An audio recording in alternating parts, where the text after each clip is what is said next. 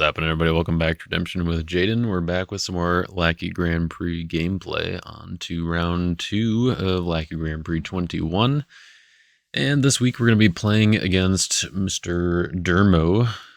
He used to be Dermo for Christ on the Discord, but is now GamerDad 80, I think is the number. Anyway, he also won his first round 5-3, and so we got paired up in this round, which was kind of fun because I don't know, like we were kind of talking about this and weren't sure if we had actually played each other in Type 1 before, like in person or otherwise. Like I think he just joined somewhat recently the Lackey Grand Prix, and then he was out for a little bit and is back in with this one, and we had missed each other, and we've been to a number of the same tournaments, mostly like national tournaments and that kind of stuff. But I think we just kind of missed each other for the most part. In that, even though I had been kind of cheering him on, I guess, or one of his cheerleaders as he was playing Infinidab over the last year or so, or I guess however long he was doing that before it kind of faded out with the popularity of GOC and all that. But he was a big proponent of that deck, and so I was as an also Infinidab enjoyer and somewhat designer, I guess, from originally. Then I was always a fan of that. But anyways, he's been working on a different style of deck that's a little more, a little less friendly, I think. And so since we got paired up in this round, I'll be going up against his Steal the Stuff, I believe is what he's been calling it, or Stealing the Stuff, which is his take on Take, I guess, or Jake Take, which is a deck that was on the channel not too long ago when I played Jake in the last Lackey Grand Prix, Joshua Thieves deck.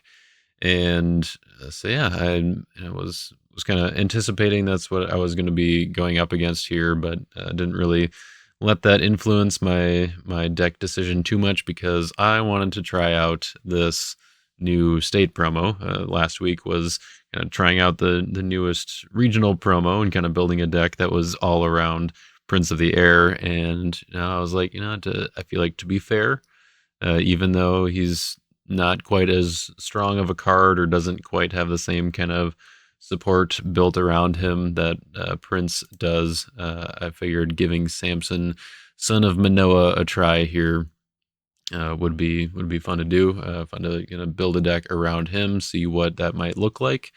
And so his ability, you may discard an animal to prevent enhancements. If alone, paralyze all evil characters with strength X or greater this turn cannot be negated, where X is the number of cards in hand. So the first part there, kind of a fight by the numbers sort of thing. And if you really want to take advantage of it, you should be playing animals yourself, because you can't necessarily count on your opponent to have an animal for you to discard. And so that's the direction I went with the defense here, is kind of like, okay, what would a full-on animals deck or animals defense, I guess, look like alongside that? So it kind of determined both the offense and the defense for me in that regard, and I'll talk a little bit more about the defense in a bit. But the second part then is kind of a John the Forerunner style of effect, where you're trying to get a low number of cards in hand and then try to paralyze some of your opponent's characters so that you can limit their blocking options. And so yeah, that's kind of the main or I guess one of the main things that the offense is built around doing is capitalizing on this effect from Samson. So to get the paralyze effect kind of to its maximum, you want to take out your opponent's blocking from hand options. So cards like Teaching in Parables and 20 Shekels are great with Samson. Unfortunately, there aren't like too many great other options, I guess, that work with that to keep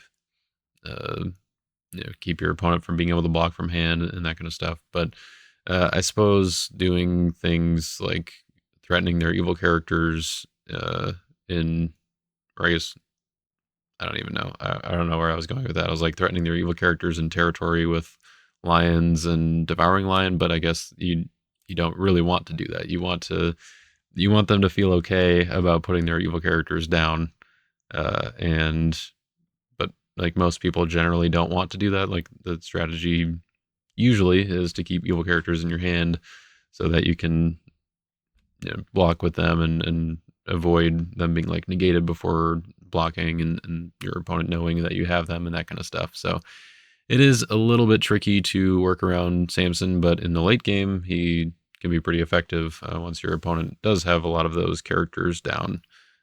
So that's kind of what we're going with here, and so the early game is going to be more about uh, probably rescuing with Shamgar because you get that powerful fight by the numbers effect, and we are sticking with the judges reference unity here, which can be tricky because there aren't that many great judges cards in the card pool right now, in the rotation card pool.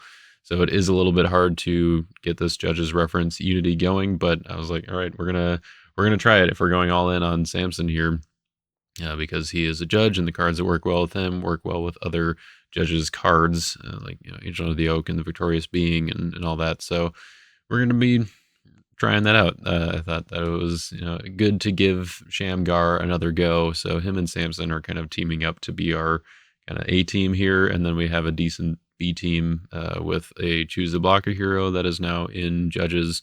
Fortunately, it's somewhat limited; it has to be alone, and you can only choose an evil OT male human to block. So it's nowhere near as open as something like Simon the Zealous, or Zacchaeus, who can just choose any evil character to block. So a little restricted there, but we do have some fun things that we can do here with jail, including Deborah, the Victorious, that can take a good OT card from reserve in exchange with an OT green human or judge's human in a territory, or in territory, not a territory. That would be kind of interesting. But and then Barak, who or Barrack, I don't know.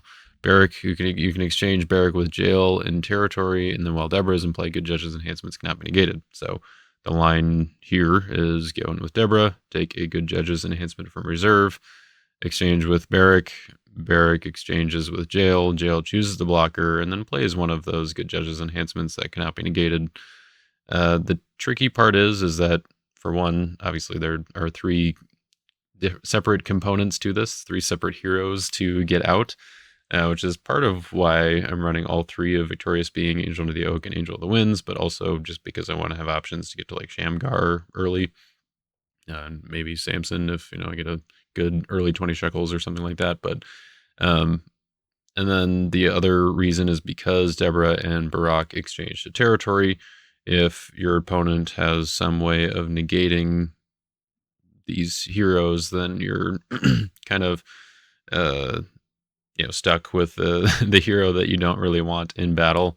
And so I guess negating Deborah wouldn't really do anything, assuming that you exchange with Barrack and then Barrack exchanges with jail. So negating Deborah would it would put back the enhancement that you took.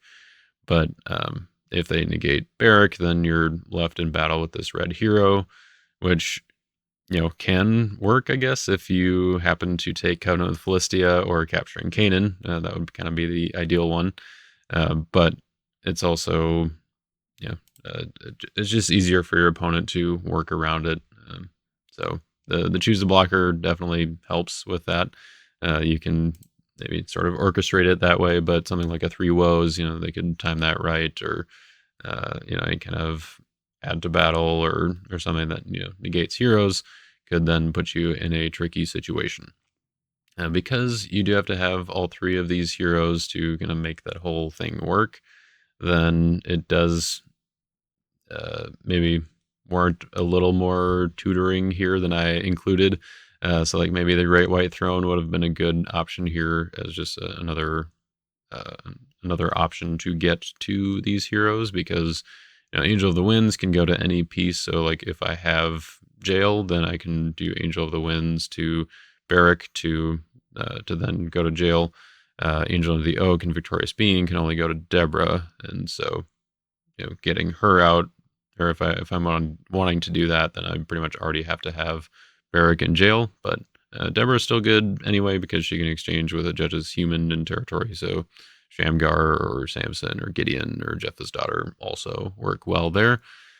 Shamgar, I guess maybe not as much because he would then just negate Deborah and then bring her back into battle, which is not really what I want. But yeah, you get the idea. So anyway, Jephthah's daughter is probably the next up kind of in the B squad here because she can go into and get Jephthah, who works well with 20 shekels and also kind of combines with Judge's Seat to take out a lot of characters in the opponent's territory. But it's also just a little awkward with the Samson strategy where I kind of don't really care as much about the characters in my opponent's territory, but maybe they have some characters that have small strength, have low strength, and so I want to take those out so that Samson can come in later against the characters with bigger strength and deal with those. So there's, I guess, some synergy there. And then also Gideon, who I don't know, maybe he's the top of the B team here because he can tutor Faith of Gideon, which is a battle winner, and also, or I guess alternatively, can be a very high ceiling, like value ceiling battle winner, because if I can create a side battle in which I can, play something like Pride of Lions and then bring in all my lions and do a bunch of, get a bunch of those effects, especially Negev lions with doing some hand attack and some drawing, and then devouring lion and lions that can both get rid of their defense, can also take out heroes in territory, or just kind of pick away at their characters, and while not necessarily having to be in a block where your opponent is more likely to be able to deal with it, then you're in pretty good shape there. So there's a lot of things that a lot of damage, I guess, that an animal's defense can do in the side battle here, and that sort of also just explains the defense. I did feel like if I was going kind of all in on like an animal's specific defense, then I also wanted to try out cards like Esau and Selfish Shepherds. I thought about the who's the multi-brigade one, Foolish Shepherd, and getting that in here as well, just to do the whole quad vecta of multi-brigade, or I guess rainbow evil cards, which is already kind of risky as it is, but especially with cards like obviously Matthew, Queen Topanese, and then also like Spies at AI and Valiant Warrior and all that that people are playing in their Joshua decks. Definitely kind of risky, but I ended up not including that one. I wanted to try out Selfish Shepherds instead, especially because I was kind of worried that the offense and just the deck in general would be a little bit slow. So that would be kind of a good way to help keep up a little bit. But yeah, so that's kind of where the defense was going. Terrified Chiefs. I just have a hard time getting away from this card, especially with avoiding Edom. So, and Hypocrisy also works well there. So I put that in the deck, and yeah, so we're a little bit Edomites, a little bit animals, not quite Unity for Banished Lost Soul, although I did think about it, but I figured I maybe didn't have quite enough Edomites to make that worth it. But yeah, I think that's kind of all I want to mention with the deck.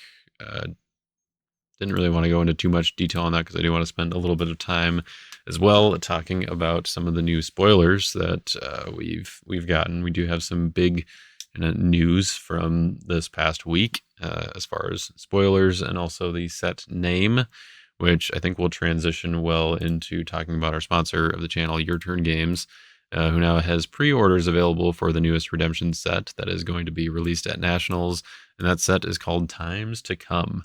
So it's there was an article drop, which I'm going to kind of go over a little bit, but it's from Tyler. It's on Light of Redemption. The link is in the description, assuming I remember to put it there. And he talks about the set name, the themes, why is it called Times to Come, and what are the themes going to be that are kind of sprinkled throughout this set, that how it will be both New Testament and Old Testament themes. Like, we've pretty much only seen Old Testament cards at this point, but we did see the goats and sheep a spoiler, I guess, from Nationals last year. It was one of the ones that was like printed out and put in the front. It was like that, Cyrus the Great, and one other card, and it was an angel. Angel, not Angel of His Presence. The I don't have it. But anyway, it was some angel. Maybe it wasn't a reprint. Maybe that's what I was thinking of or trying to think of. But anyway, so goats and sheep is a reference to, like, Jesus talking about how the goats and the sheep will be separated. So kind of like end times sort of thing. So I think times to come, it's kind of a prophetic, apocalyptic, a little bit set. I was kind of wondering, maybe we'll see some Revelation cards or in there too. I don't know. Well, none of those have been spoiled yet. We've only seen Old Testament cards from like Isaiah and Daniel and all that, which I'll get to. But yeah, again, I'm getting ahead of myself a little bit here. I do want to highlight the pre-orders that are now available at Your Turn Games for this set. They have a limited time offer here of you can buy a complete set for $325, and then by doing that, you get a free $25 Your Turn Games gift card. And then you can also buy booster packs and display boxes at discounted prices. And that's all until June 2nd, Monday, June 2nd at 11:59 p.m. Eastern Time. So if you want to take advantage of that, you can head on over to Your Turn Games, find the link in the description. You can see one of the new spoilers that we're about to talk about right here, and you can check out the pre-order link down there. As far as when the pre-orders will be available, I don't think we necessarily have that information yet confirmed, but how it's typically been in the past is that the set will be officially released at Nationals. If Rob often brings like a set number of boxes, and this isn't confirmed to be happening for this Nationals yet, as far as I know, but I believe the plan is to have, if everything goes smoothly and whatnot, then they'll have some boxes available for purchase at Nationals. So if you're able to make it there, you can do that. But otherwise, the pre-orders, or if you want more than what would be available there, which is usually maybe one box per person, then if you want more than that, you can pre-order, and Andy will get those after Nationals. So kind of within the few weeks following Nationals, he usually gets those sent out. So just to kind of give you a general idea of what timeline to expect if you are new to pre-ordering a set like this. So yeah, anyways, that is a great deal to take advantage of, especially with all the excitement going on now with this set, the spoilers and all that. Knowing the name is great. And here is the article from Tyler. I'm not going to read it out or anything, so you're going to have to go check it out, read through it. It's very well done, and gives a lot of great tidbits and information about the set, including these spoilers: the Angel of His Presence, Jeremiah the Weeper, and Kingdom of the Divine. So kind of talking about 3 of the different themes that we're going to be seeing in the set here. So Silver, Prophets, and Daniel, they're all going to be kind of getting some form of support. And we also, I'm gonna talk about each of these spoilers, but before that, we got a Mother's Day spoiler that was sort of Mother's Day related here. It was Belshazzar's mother, and I noticed fairly early on, I was like, oh, it's a little strange that Belshazzar's mother is warrior class. Like, I didn't think that was something that was accurate, I guess, that she had fought in an earthly battle or something. But hey, it's not, history is not necessarily my forte. I haven't spent a lot of time thinking about that, but I do know that we're not even positive, or like we have an idea of who Belshazzar's mother was from history, but not like a great idea. And I don't think the Bible gives us any clear indication that she was involved in any battles or anything. So that was a little bit questionable. It did say Babylonian royalty though, and they did have a different verse and everything down here. But other than that, all the other aspects of the card, all the gameplay aspects of the card were effectively the same, other than she wasn't a king and that kind of stuff. But I was like, it is also a little strange that we're getting Belshazzar's mother reprint when she's probably actually one of the more playable Babylonian cards currently, where like that territory protection is actually pretty good with the all the choose a blocker stuff and whatnot. So I was like, does she really need a reprint? I don't know, probably not. But uh, then Gabe was like, oh, I wonder if Belshazzar will follow in his mother's footsteps and all that. And I was like, okay, yeah. So this is, and there was some talk of like, not every part of the card being completely accurate. And so then it was just a few days later or whenever that they gave the real spoiler here. Belshazzar, the Reveler, 5/8 warrior class Crimson Evil character. And he says, if blocking, you may discard a captured character to underdeck up to 2 Daniel Lost Souls. May ban to a Babylonian, cannot be negated. Pretty much immediately after the original version of this was spoiled, people were kind of comparing it to Annis the Elder as far as like power level and that kind of thing, which it does act very similarly.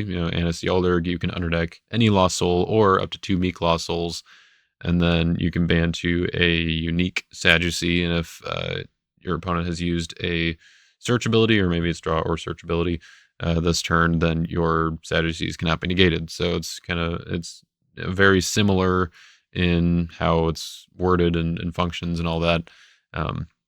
And people were kind of wondering, okay, is this even more powerful, I guess, then, because it doesn't have a condition on it being cannot be negated. It also lets you underdeck up to 2 Daniel Lost Souls, so not just Meek Lost Souls, they can be Daniel Lost Souls, which right now are basically just Meek Lost Souls, but presumably, we haven't seen any for sure yet, but there might be some more Daniel Lost Souls coming out in this set that have special abilities and all that, so it's a little bit different there. And then also the band is just to a Babylonian, can be generic, unique, doesn't matter. And so there are definitely pros and cons, or I think that things that make it better and worse than NSC Elder. I don't think it's a great straight comparison as far as like one is certainly better than the other. But I think they are both powerful. And this one, you do also have to have a captured character in play, or available to discard in order to underdeck the Lost Souls. So it can be a little bit less reliable for like turn one and that kind of thing. But definitely one of the easy plays, or maybe better plays that you can do with it, is if you have like captive princes in your deck, or if you have a Malachite slave. This probably even better, because then you can capture Malachite slave to your opponent. You can get Belshazzar from your deck, and then use Belshazzar to discard a Malachite slave, and then underdeck your 2 Daniel Lost Souls, or whatever, if you only have 1 or 2 Daniel Lost Souls out. Captive Princes works similarly, except you don't get Belshazzar from your deck. You just have to block. You get to look at your opponent's hand, see if they have any way to interact, but then you get to do this CBN underdeck. Doesn't matter if they've drawn or searched or whatever. And then you also get the CBN band, which so even if you're not kind of in the capturing business or the Lost Soul underdecking business, a CBN band is still pretty good. Generally speaking, especially on a warrior class character, where you can put a weapon on there, you get kind of an additional effect in both cases. So I think that this is a fairly strong card. I'm excited to see more Babylonian stuff coming out in this set. I think that Babylonians are kind of due for a little bit of a facelift, but they have some pieces in place that are quite powerful, like Babylonian merchants and Nebuchadnezzar, which there was teased a kind of new version of Nebuchadnezzar. So maybe we'll see something else there and have to kind of figure out, okay, which version are we going to want to use here? But yeah, that is something to look forward to for sure. Something I'm looking forward to. I was partial to Babylonians as a theme for a good while back before rotations, so I'm excited to see those again. Last thing to note on this card is that down here in the corner, we can see that the set number and the rarity were not redacted, I guess, like they have been with all of the other spoilers.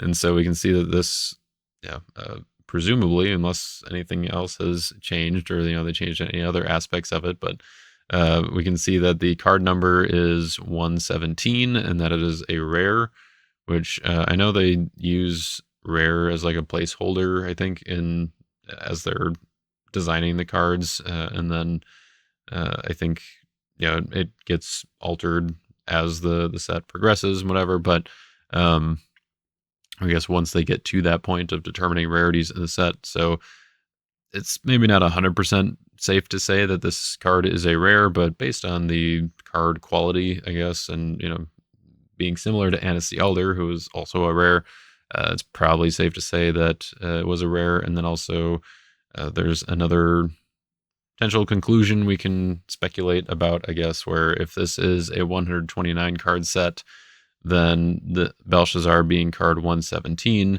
probably puts him right at the beginning of the last evil brigade in the set, assuming they keep up with the kind of same, I guess, style of set numbering that they have been doing, which is, like by all the cards of the same brigade are together, and then they're alphabetical.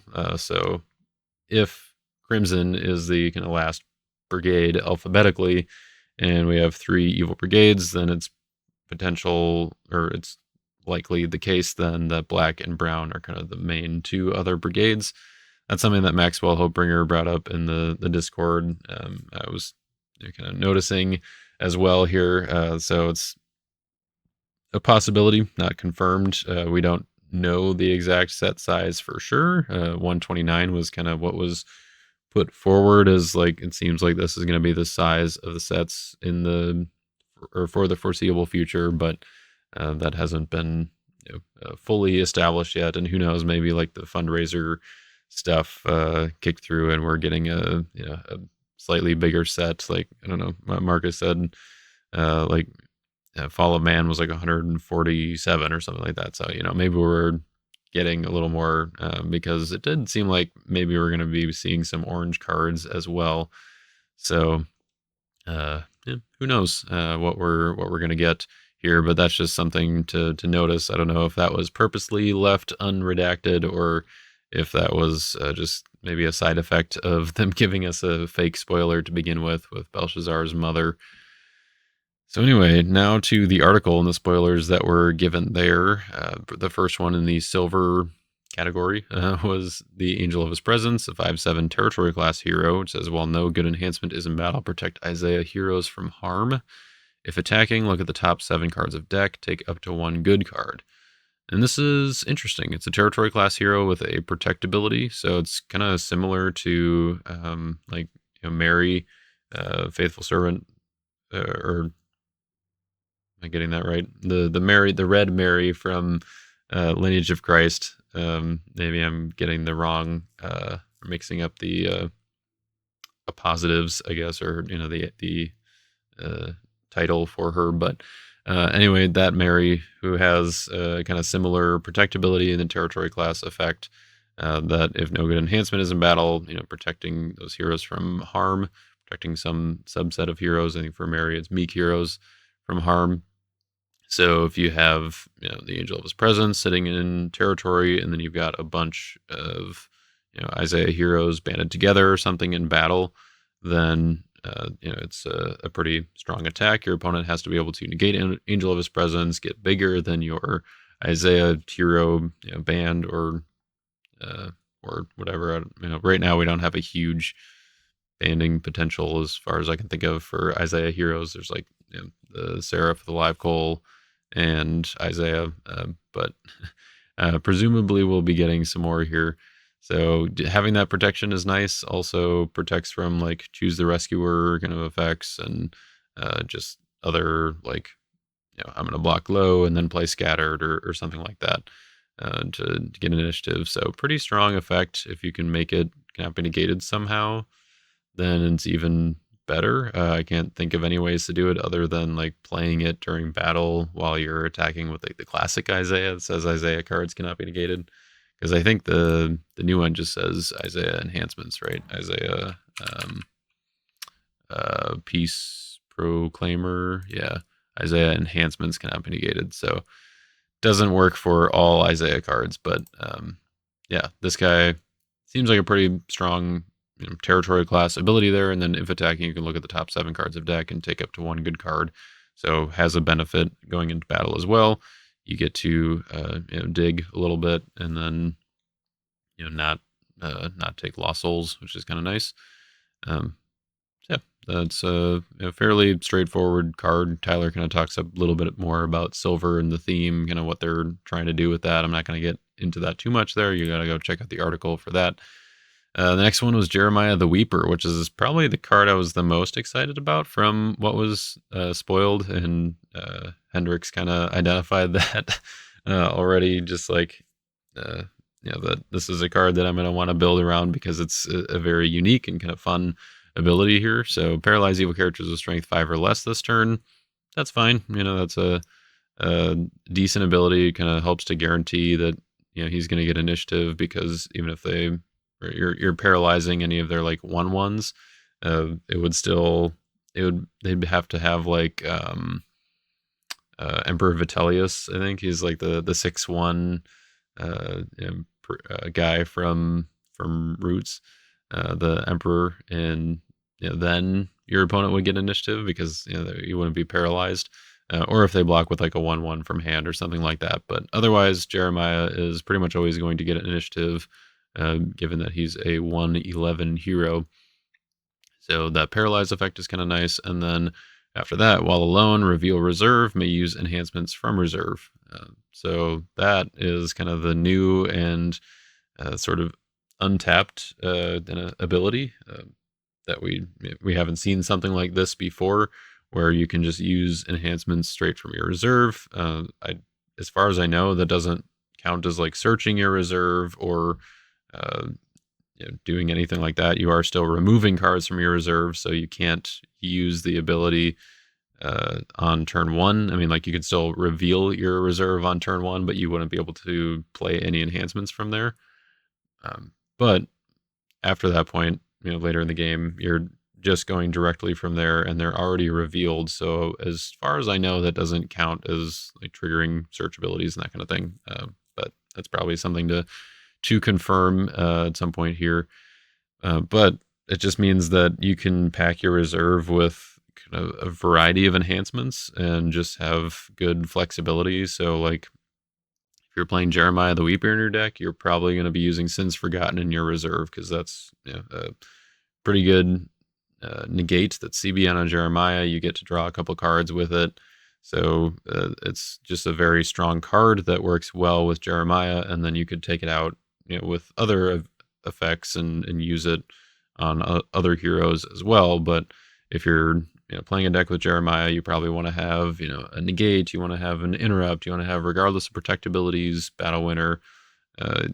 You want to have a battle winner that maybe discards, or maybe a side battle ability or something like that. Like just a good variety of options.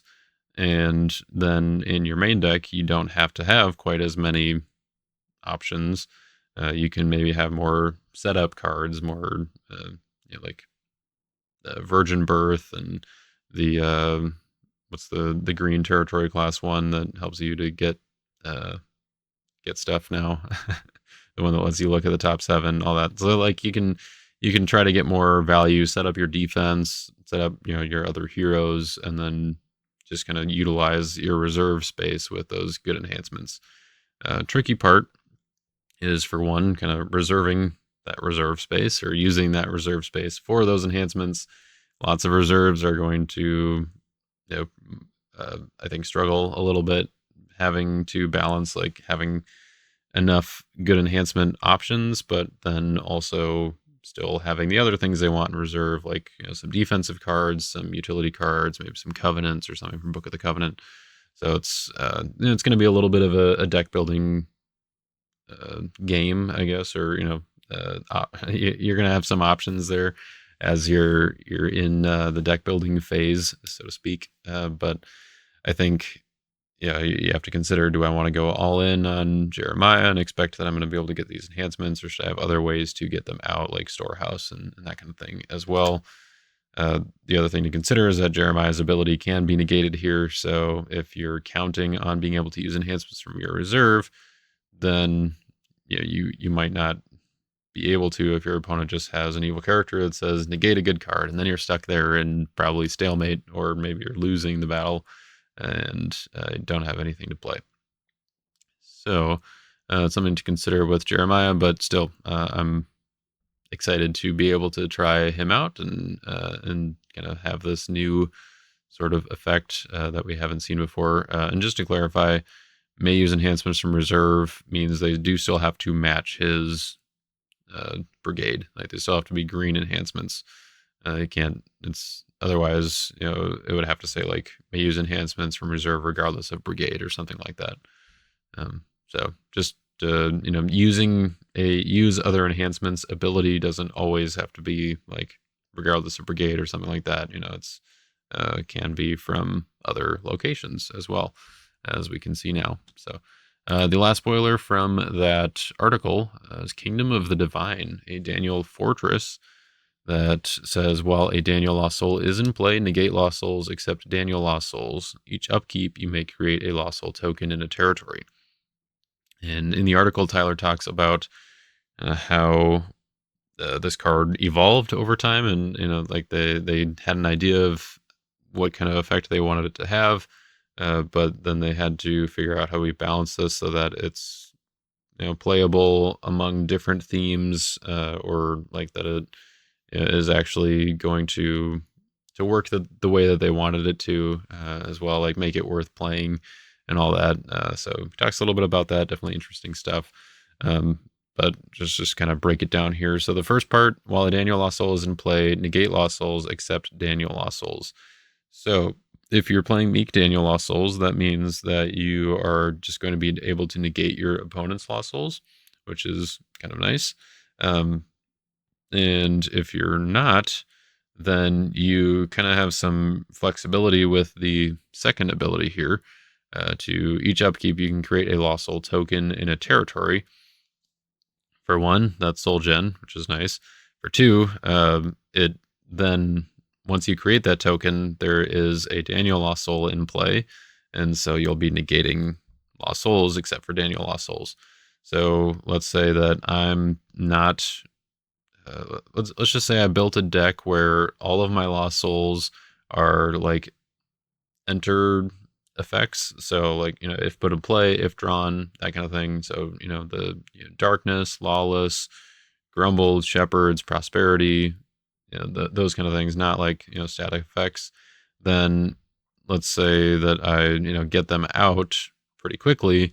And then at that point, I don't care if Lost Soul abilities work or not. So if I have Kingdom of the Divine, then on my upkeep, I can create a Lost Soul token in my opponent's territory so that, they can, so I have more Lost Souls to rescue. I can create it in my territory so that it's a little bit more protected, at least. Like, if I attack and my opponent gives up the token, I rescue the token, or they get to choose which Lost Soul I get. So they might just give me the tokens that their Lost Souls work again. If you want to put it in your own territory, then your opponent could still like play Son of God or something on it. But if they're doing that, then you're maybe in okay shape. Although I guess if if you're playing a deck where you don't have any static abilities on your Lost Souls, or like ongoing abilities on your Lost Souls, then maybe it doesn't really matter if they played. They wait to play Son of God on a token. But anyways, you can put the token in your territory so that you can keep it around more likely, or like you can choose whether or not you want to give it to your opponent if they rescue during battle. So some cool flexibility with this card. I like the direction that they went, and it'll be interesting to see how much play it actually sees. I mean, for one, it's Soul Gen, and it's kind of like free Soul Gen, or like it doesn't require having access to your opponent's deck or anything like that. It doesn't require bringing out Lost Souls that you maybe don't want to see from your opponent. Like, if you have a play a Lost Soul from opponent's deck ability, that can be good. They can generate a Lost Soul, but maybe the options are like Distressed and Humble and dull, and like you're like, oh, I don't want to pick any of these, but you kind of have to. So this one, since it just creates a token, just makes it out of nowhere, then you don't have to worry about your opponent's deck being protected or something like that. But they are meek, and they are Daniel Lost Souls, so the synergy there, like if your opponent has a Belshazzar or something like that, then or some meek Lost Soul synergy, then they'll be able to handle those tokens handily, I guess. All right, last spoiler. This one came out the most recently, and it was after the requirement for it was that that 5 people had to share their redemption testimony on the forums, which was pretty cool. I read most of those. I'm not sure if I caught the last 1 or 2. But yeah, great to hear people's stories. I think that was a cool requirement for sharing this, and just kind of getting people to talk a little bit more about their experience with redemption and how they got involved, and what the kind of impact it's had on their life since then. And so I thought that was pretty fitting once we actually saw the spoiler that it was for the Nationals 2025 participation promo, and the title of it is Redemption, and it is a good dominant. This is what it looks like. This is presumably Jesus coming out of the grave here, coming back to life.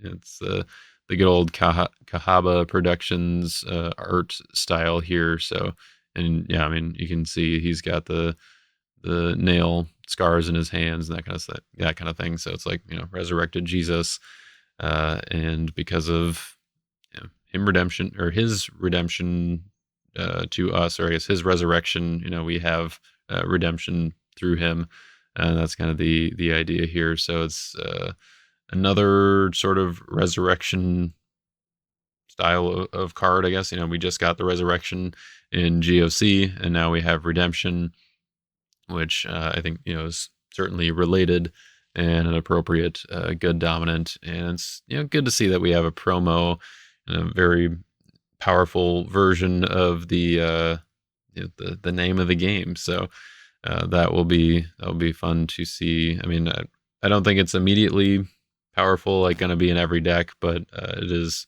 pretty cool. So let's go through the ability here and kind of break it down a little bit, just giving a few tidbits. It says resurrect any number of heroes. You may draw X, limit 3, convert an evil human into territory, and or banish an evil non-human into territory.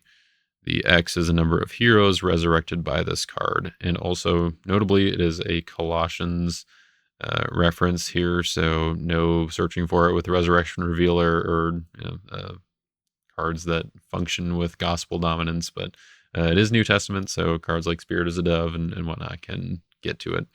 All right, so we got 3 separate abilities here, or I guess 4 if you include that you can do 2 of the last one, or you have 2 options, but you can do both. So the first is resurrect any number of heroes. Pretty straightforward, but what that means is that you can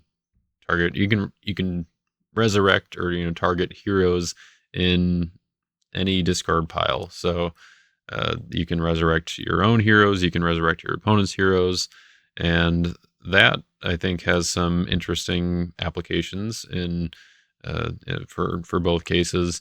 There are some themes that don't have great ways of getting their heroes back. The first one that comes to mind, as of recently, is Joshua, where I've seen people more and more including Eternal Covenant in their reserve, because then you can get your heroes back, particularly Joshua, who is sort of central to the deck doing its thing, kind of actually getting all of those triggered abilities that are like, if Joshua is in play, do this or do that, or if used by Joshua.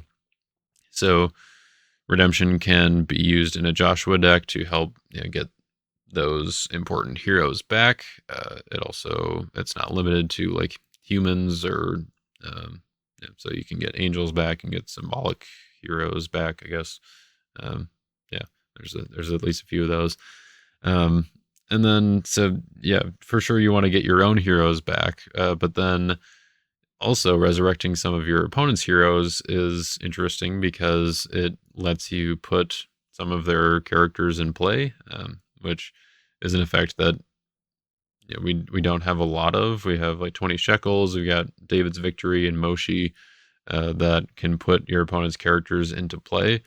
But this one lets you lets you bring their characters back, but it also puts them into play. So the applications where I'm thinking this could be useful is one, I mean, you just want to be able to draw more cards and you don't have enough heroes in your discard pile.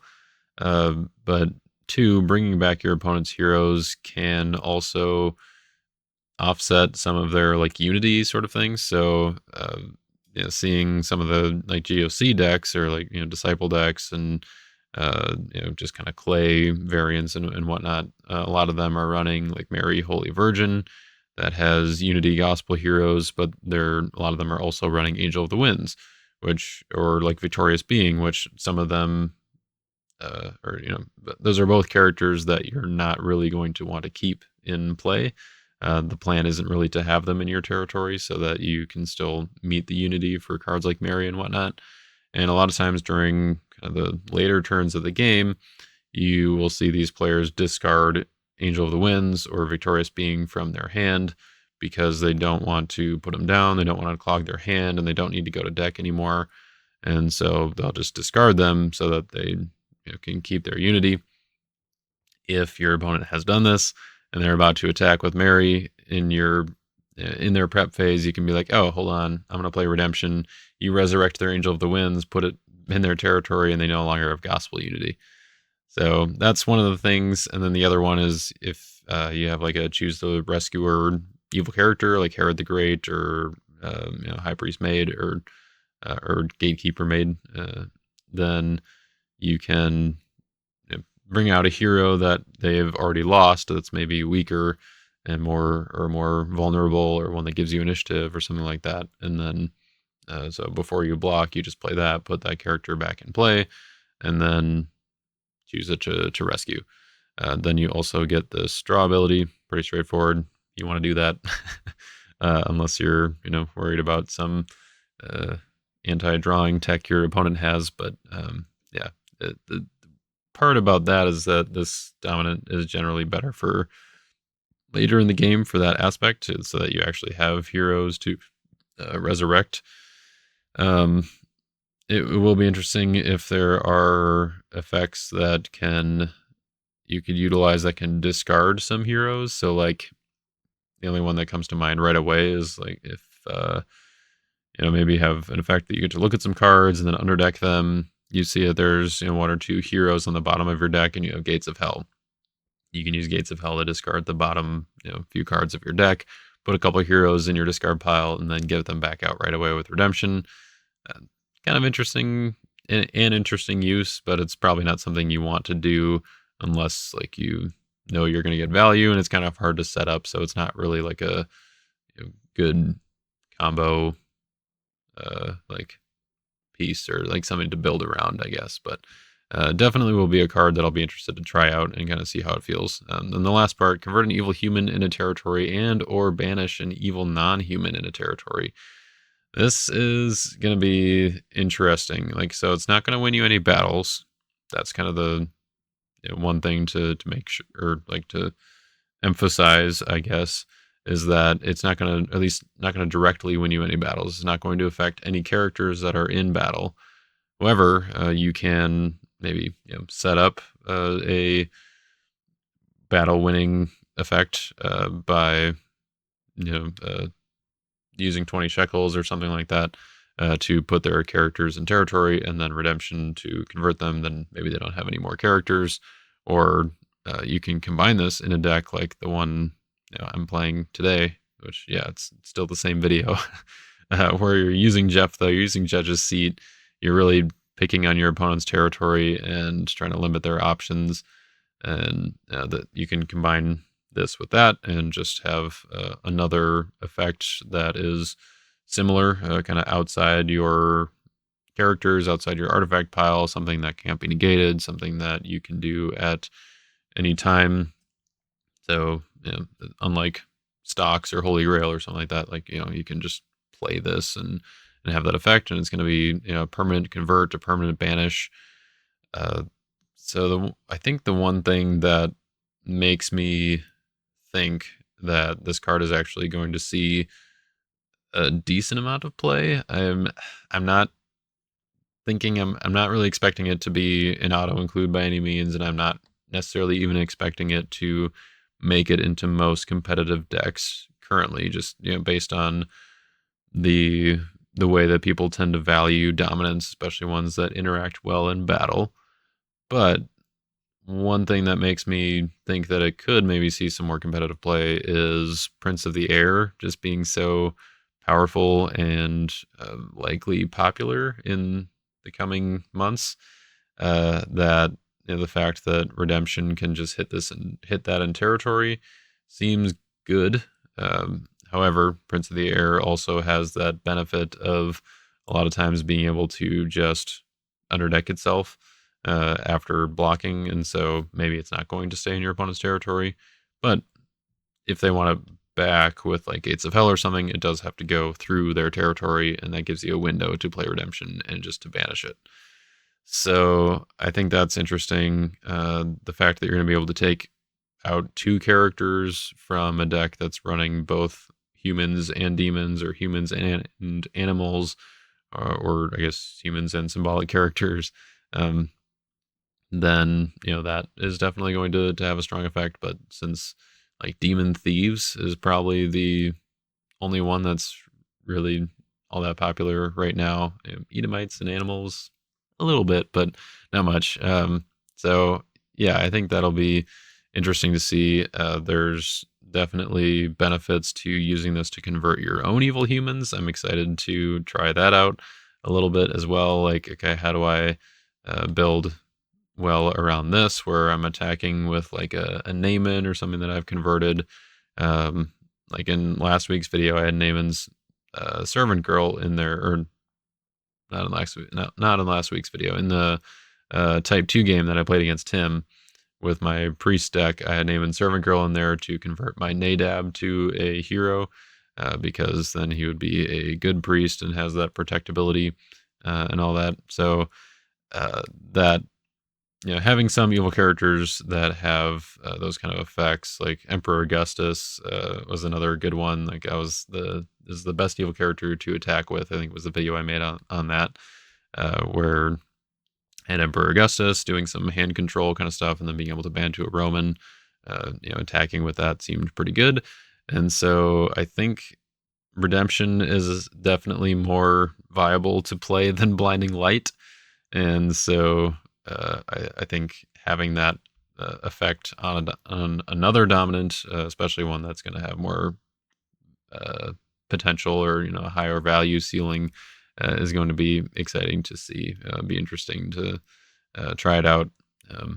Maybe we'll see some more hero-less decks or something, but I guess if you're playing a hero-less deck, then you're not really going to get value from the first part, because you probably don't want to bring your opponent's heroes back. And you won't have many of your own, if any. Well, you probably won't have any of your own to bring back because you're playing a hero-less deck. So anyway, last part I think to mention about the second half of this, or the last sentence of this ability, is the kind of similar to what I was mentioning before about resurrecting your opponent's heroes to have a hero to choose the rescuer. The convert ability here is going to have a very similar effect, and even better, because you can just convert one of their evil characters in their territory to a hero in a brigade that they don't have, then block with Herod the Great, choose it to attack, and you take out one of their evil characters and you get a block. So it's pretty good there, and you get to draw some cards and bring back your own heroes and all that. So yeah, I think that's probably the deck. I mean, it's interesting that a defensive strategy is going to be the decks where this card fits the best in, I guess, where you are running Herod the Great, or Simon the Host, or some other kind of choose the rescuer character. But yeah, I mean, I think there will be other decks that will want to use it if they can find the space. So anyway, that was a lot for an intro here.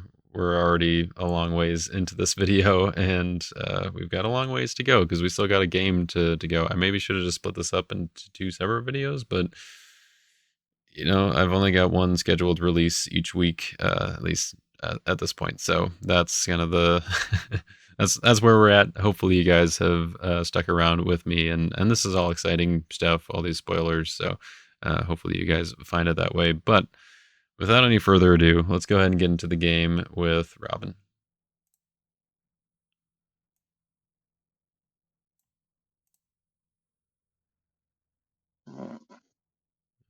One soul for me, and I rolled a 1. I guess I'll start. All right. And I don't have any stars I want to use. I too have no stars. I will. Let's see. So yeah, your lost souls are static there. I'll give you a token though.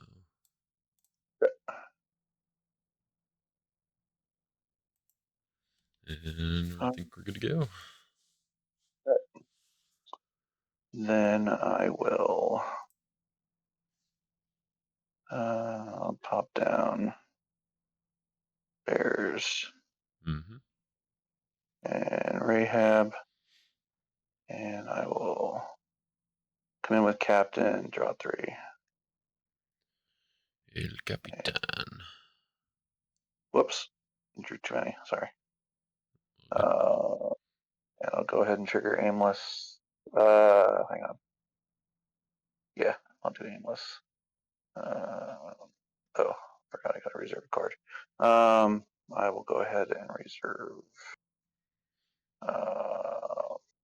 Since it says a card, I don't have to show it, do I? Correct. Or do I need? Yeah, you can just drop it in. And I'll go get my Joshua Hero. And I go grab Stone Carriers. All right. And I'll ban 2 Stone Carriers. And I'll negate your fossils. All right. No more token for me. Well, that one stays, but since it was already in the opening phase, but I just don't get to make another one off of your Aimless coming in. Okay. All right. Let's see here. You are 1224, huh? Correct. I think I'm going to decline to block. Okay. Give you the lost souls there. Okay. I will put down Thieves, and I will pass turn. 3.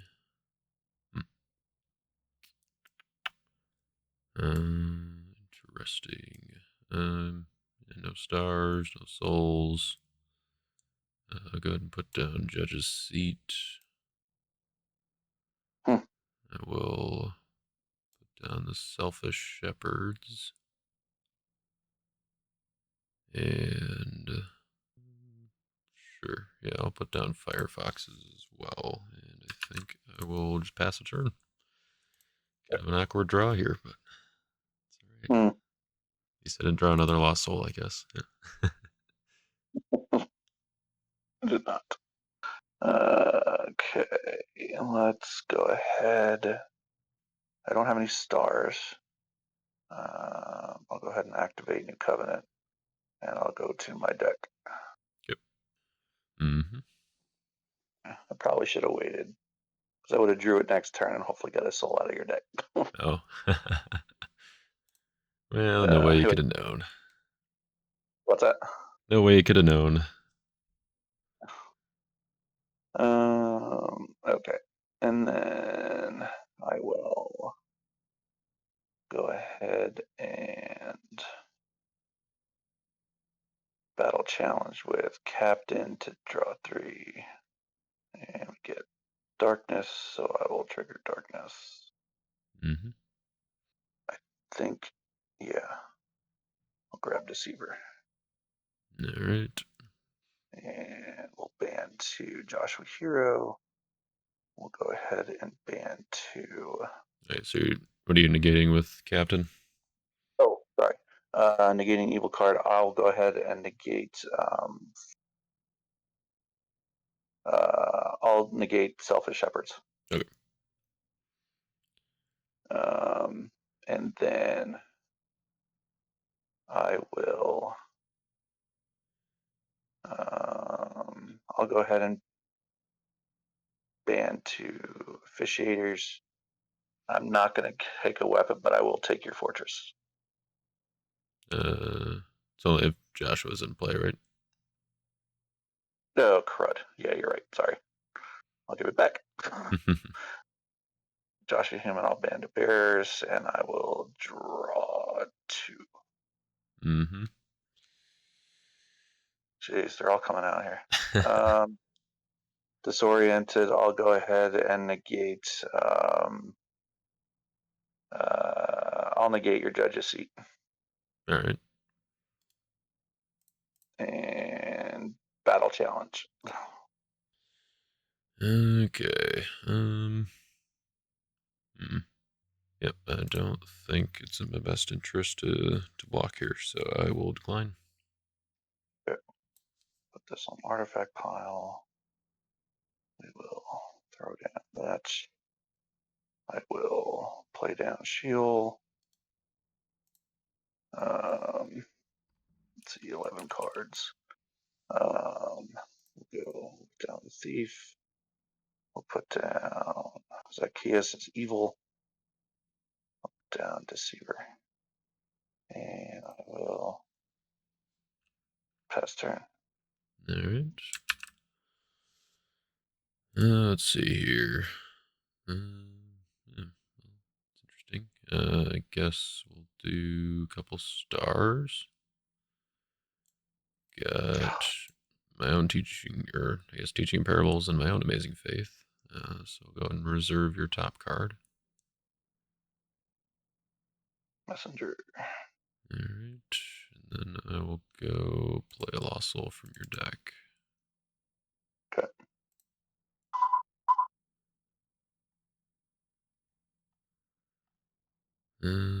Well, I guess I don't want to do that one. So I guess we're playing Humble. Good. You want to play one from your own? Come on, man. Thought about it. It's tempting for sure, but oh,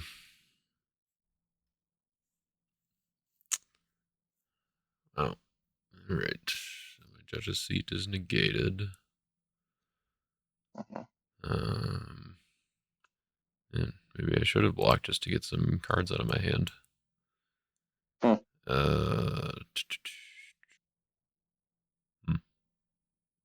Yeah, I guess we'll just try it here. Maybe it'll backfire, but I think it's better than discarding 3 cards. I'm going to play Mayhem. Okay. So I'm going to move 6 to top of deck. Oh, forgot to occupy my den of thieves. Darn it. So I can do 6 cards at random, correct? Yep. Yeah, if you right click on your hand tab, then it's like you can move random 6 to top of deck, and then yeah. And then draw 6. Okay. All right. Well, Lackey Shuffler is interesting. That's for sure. Hmm. All right. Well, I guess I will actually have things I can do. So I'm going to activate 20 shekels, and I will bounce the Selfish Shepherds, I guess, and then take a look at your hand. Or no, you've got crowds. Never mind. Oh, so actually, you shouldn't have Yeah. mayhemed. Oops. Oh, technically, I guess Humbled should be in my deck too because it was protected. But I missed it. It's okay. Oh, right, yeah. Yep, my bad, sorry. Should have thought about that. Alright, well, let's do... Yeah, I guess that's the way to go. I will... maybe I should put a few things down before going to battle, actually. Okay. Alright, then so now I'll go to battle. We'll attack with Victorious Being. And... I don't think I want to draw. Go exchange to deck for a judge, which will be... Let's just do Shamgar. Okay. So negating other characters and enhancements except judges enhancements. Negating other characters and enhancements. Okay. All right, that's your rescue. That's my rescue. Let's see what I want to do. Let's go with. Wait, you searched, right? Yep. All right, so I can trigger shield. You've got orphans. Oh, that's right. I forgot. That stinks. Okay. Oh, and I guess you don't have Unity right now either. You're correct. Yeah, you're right. I don't. Okay, scratch that. Let's go. It Okay, was a good let's thought, though, go. remembering your triggers and all It's just too bad they cancel each other out. We'll go Highwayman and number of opponents, good brigades. You've got red and red and gold. So let's do 2. that. Mm-hmm. And then Bantu and New Testament Crimson Human. All right, so I'm probably going to ban, but I just have a quick question. Yep. So, Den of Thieves, if a lone thief blocks, you may take a New Testament Crimson card from reserve. Would that trigger as soon as I block, or do I have to finish Highwayman's ability before Den of Thieves triggers? You'd have to finish his ability first. So yeah, if you banned, then he wouldn't be alone. That's what I thought. Okay. All right, then let's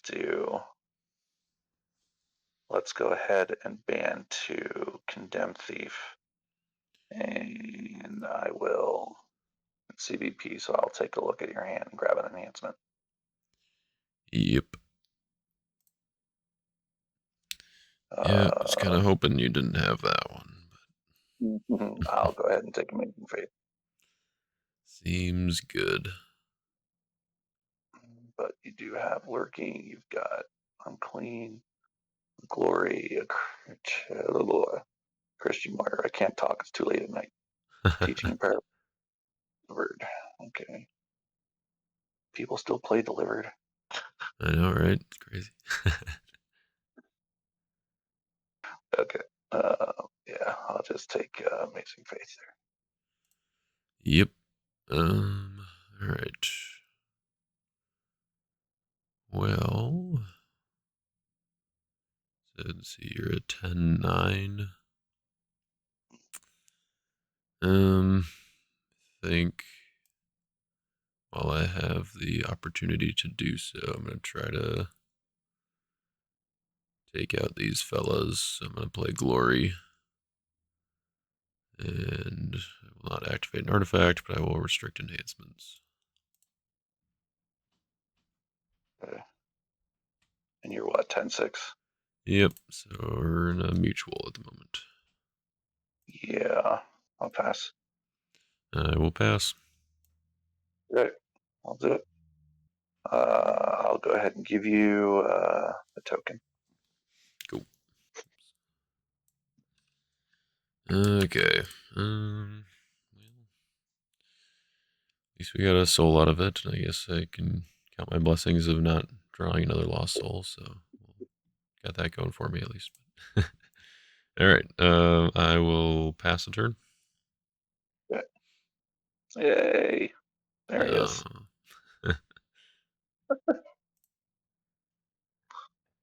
All right. I do have a star I want to do. Oh, sure. We'll do Purloin, and I will take.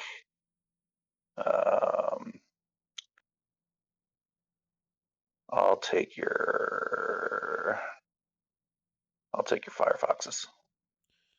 Oh. All right. Then the token. Then, yeah.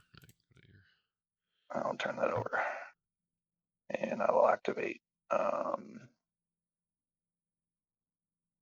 want to do it this way. Yes, I'll activate Confusion of Mind. All right. We'll choose not to discard Good. at this time. We'll go in for a rescue, I believe. Yep. Yeah. We'll go Captain. 1, 2, 3. And then we'll go Officiators. 2. I'm not going to go to my deck for a gold weapon. And I will ban 2 Stone Carriers. Mm-hmm. And that'll be my. All right. Let's see. I guess. Do you negate anything with Captain and Stone Carriers? Oh, gosh, I keep forgetting. Negate. I'll go ahead and negate Selfish Shepherds with Captain and neutral. I'll go ahead and negate 20 shekels. It's down. Okay. All right. Well, I think it's time to try a block here. So block with the negated shellfish. Selfish shepherds, not shellfish shepherds. That would be kind of interesting. Hurting, hurting shellfish, I guess. So yeah, that is my block. Okay. So let's see. I can trigger Stone Carriers to get a unique Joshua Hero from deck. We will grab. We'll go ahead and grab Josh. Mm-hmm. And then I'll go to reserve and get Joshua's command. And then I will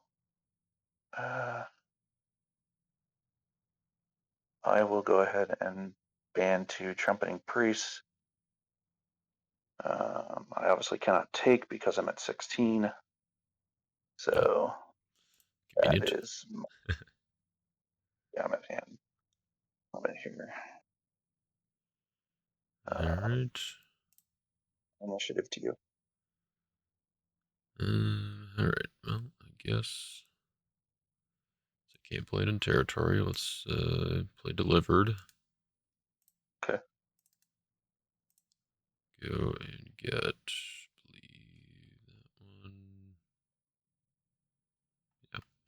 We'll activate Book of the Covenant. And I will take Covenant with Philistia from my reserve. Still my initiative here. Yes, sir. All right. We'll play Pride of Lions. And we'll go and grab some lions here. I think we want to do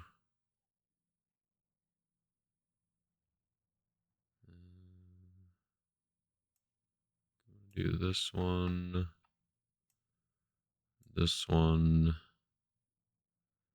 and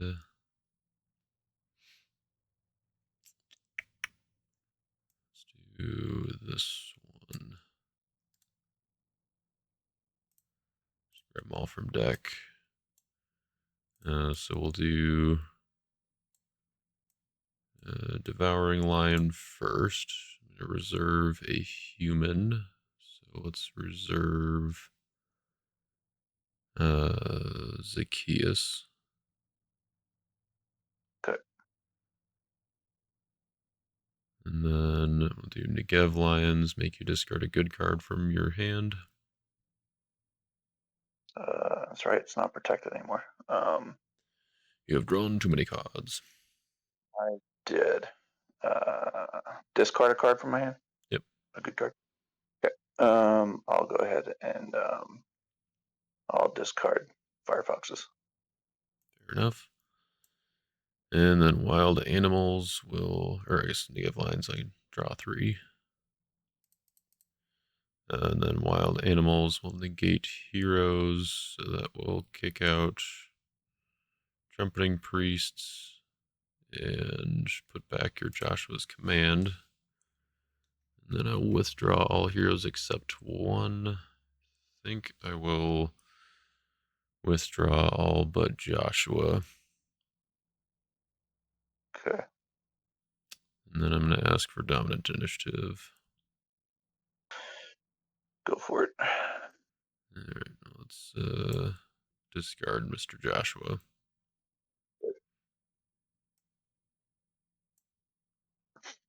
Nice block.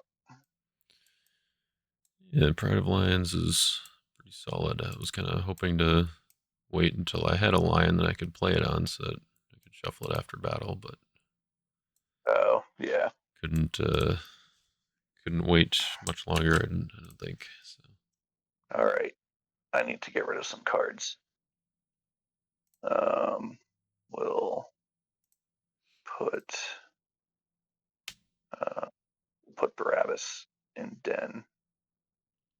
I think you can only put them in during your prep phase. We'll go ahead and that's 10. We'll go Tabernacle. Oops. I'll play 1 territory class enhancement. I'll play Teaching to go to. I'll negate card in a territory. I guess I'll just negate. Doesn't matter, I guess. Wild Animals. Sure. And then I'll reserve an evil card from your hand. Mm-hmm. And we'll go. I will reserve. I'll reserve your Serpent's Curse. All right. Guess I got a little lucky. Didn't have that before battle. And then I will pass turn. All right. 3. There's a Humble and Prosperity and a Grumbled. Here they all come. All right.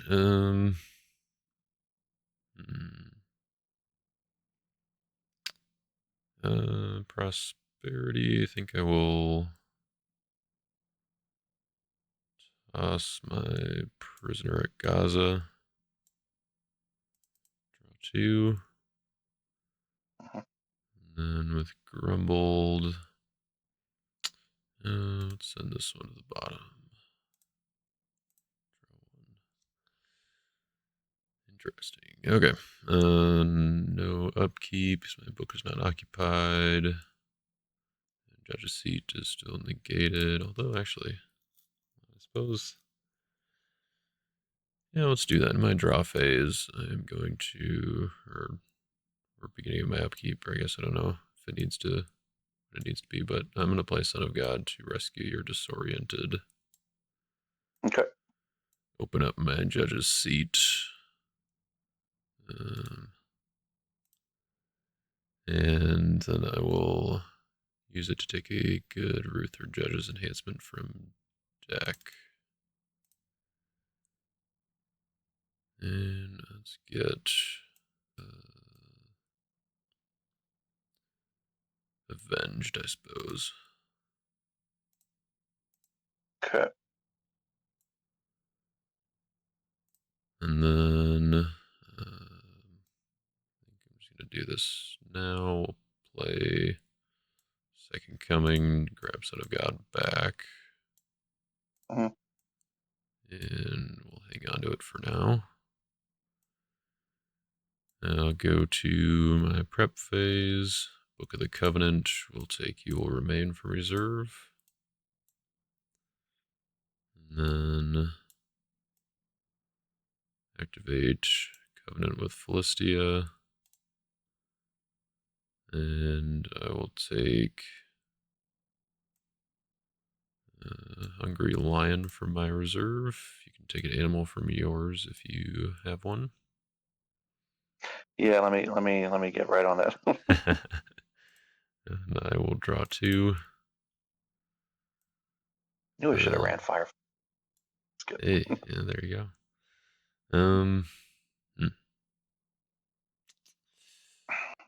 Then I will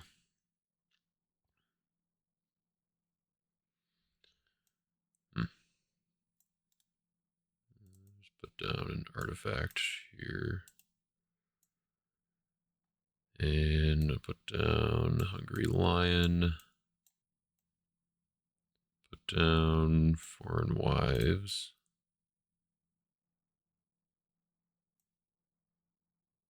Yeah, let's play Son of God and we'll just rescue Humble here. Okay. And fortunately, I think that's going to be it for me. So I will pass turn. No stars. Yeah, I will activate Ark of the Covenant and Tabernacle. Okay.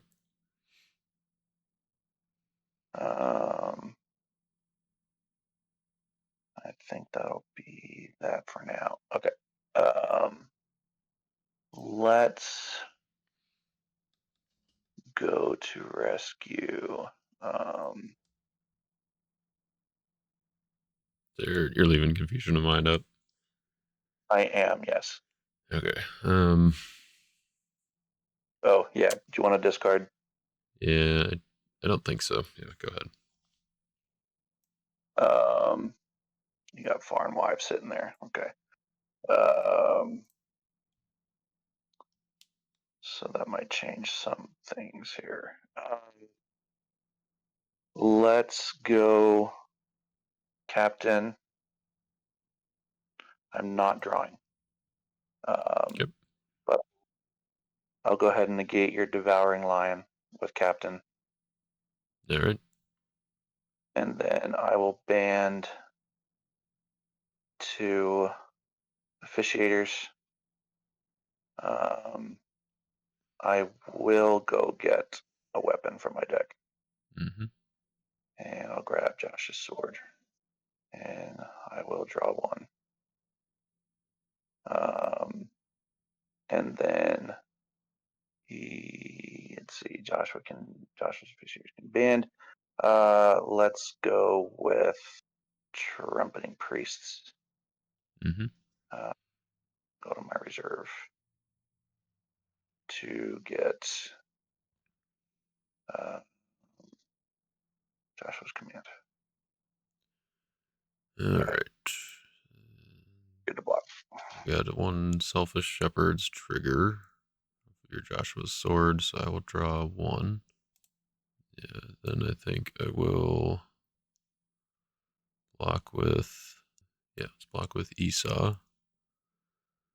I will go take an animal or Edomite from deck. Take the Serpent.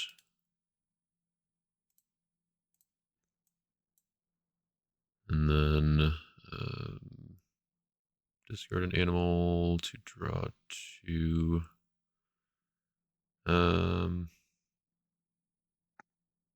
Discard Negev Lions. Draw 2. One of them is Crowds or Covet. Do you still have Crowds? You've drawn 4 or fewer, so that won't do anything. I will play an OT enhancement, which will be Mask of Vanity. Draw 3. Upper and Darkness and Blind. Upper hops to you. And now Blind shows up to negate your crowds. A little bit too late. And then I will play Lurking. Ban to an evil character from my reserve, which will be the Great Fish. You've got 1, 2, 3, 4, 5 good brigades. 1, 2, 3. Yeah. That's Rahab's. Yeah. So negate up to 5 cards. We'll negate Joshua's sword. The 1 card goes back. Joshua's officiators and trumpeting priests. Ark of the Covenant and Rahab. Okay. And you said you negated officiators? Yeah, so, yep, officiators, sword, trumpeting priests, Rahab, and Ark.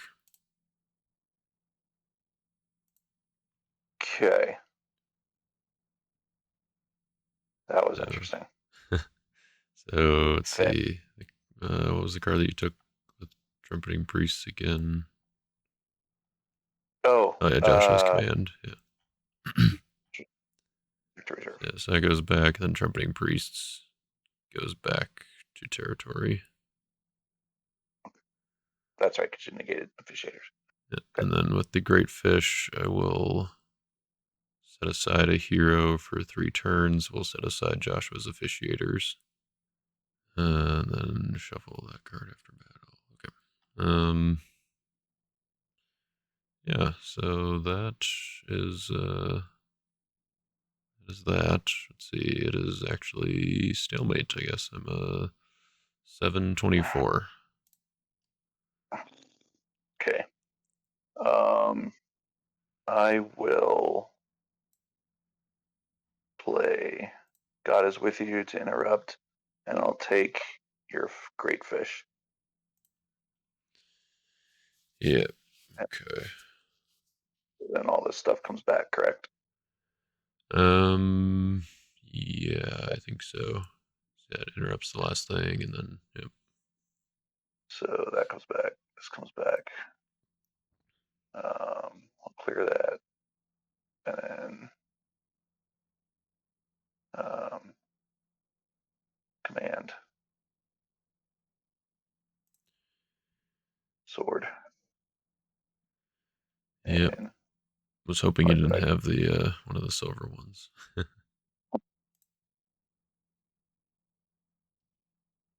And sword was in play, and command was in my hand. All right. So I think that would make it your niche, correct? Or at least. Yeah. Yep. I'm gonna not give you niche and play Angel. Yep. That seems reasonable. Yep. So he's gone.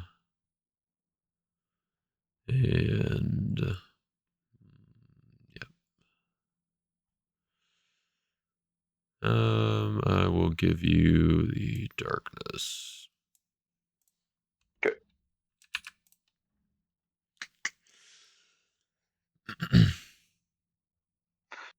All right. That was a good battle. It was all right. Sorry, Jaden. No, it's all right. No. I think I could have played it, or I know I could have played it slightly differently. I was just hoping you didn't have the silver one. Yeah, but I wasn't a fish. I was like, what the heck? Okay. Then we will. All right, I need to make space. I think I got way too many artifacts in this deck, but I think they're. I will outright. All right, so I'll pop down Promised Land to go back to your hand. Mm-hmm.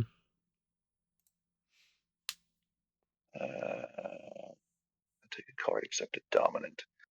Oh, look at this hand of gold. Holy smokes. Hand of gold. Let's see. Serpent's tempting. I could take teaching and get a second use out of it.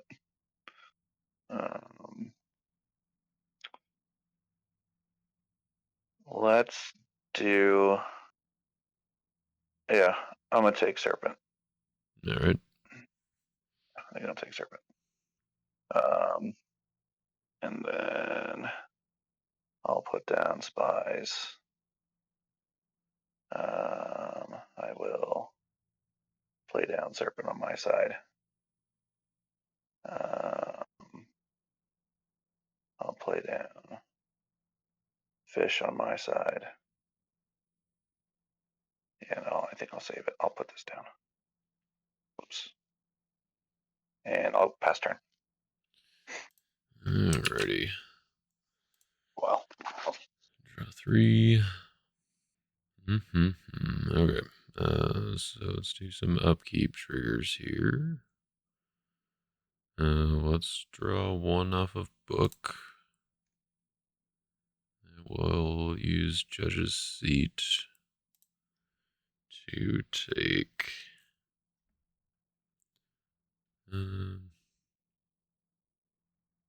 Yeah, I guess I'll take from my reserve. Grab Deborah's Directive. Okay. Yeah, I think still in my upkeep. Let's do a good 3 woes. And I'm going to negate Ark of the Covenant. With the place trigger, and then I will use the upkeep trigger to negate your shield this turn. Oops, that's not woed. Sorry. You woed my arc. What's negating shield? Sorry. 3 woes, yeah. So I'm Oh. playing it in my upkeep so that it places in territory, and then the first part of the ability triggers negate your arc, and then since I'm still in my upkeep, I can use the upkeep trigger to also negate your shield this round. I didn't even know you could do that with that card. You can negate 2 things. Just only if you play it during your upkeep. Okay, that makes sense. Wow, I did not know that. Learned something new. Yeah, it's kind of makes 3 woes even more of a broken card. All right, let's put down Gideon. Put down Jephthah's daughter. And let's see here. The Jephthah coming soon. What's that? That I feel a Jephthah coming soon. Oh, yeah. Could be. Yeah. I'm going to use Covenant with Philistia to take lines from my reserve and draw 2. Add a Shepherd's, which I will use to underdeck this card and draw 1. Let's put down Samson, put down the Victorious Being, and put down Lions. Yeah, I guess we gotta do this. I think. Yep. I'm gonna play Teaching in parables. Mm-hmm. I've got to negate your Rahab, which unfortunately means I cannot negate your crowds, so your hand is protected. But Rahab is negated this turn. Okay. I'm going to then play Falling Away to convert your Bearers of the Ark to a, let's say, a gold evil character. Okay. And I will put down Terrified Chiefs, put down the Deceiver, put down Jail, and I guess put down Angel of the Winds. I'll activate You Will Remain on book as well. And then I would like to go to battle, if that's good with you. Sure. I think my mouse just died.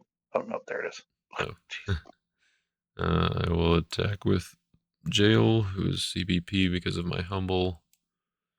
And I will choose Bearers of the Ark to block. Okay. My initiative.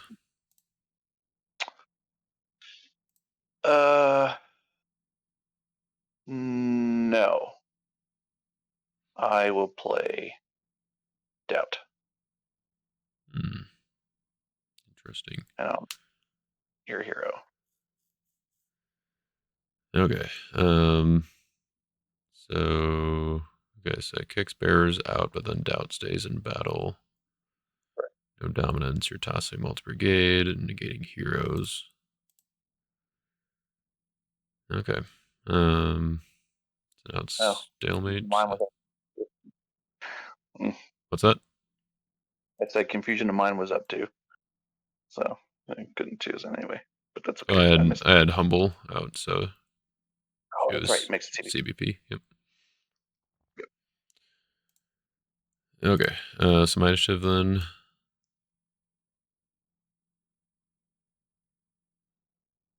Good to play enhancements. Yeah. Okay. It's toss the multi brigade, yeah. Yep. I will play Deborah's Directive. Winner of the battle, band up to 3 OT human heroes. So let's see. I don't know if any of yours are really worth bringing in.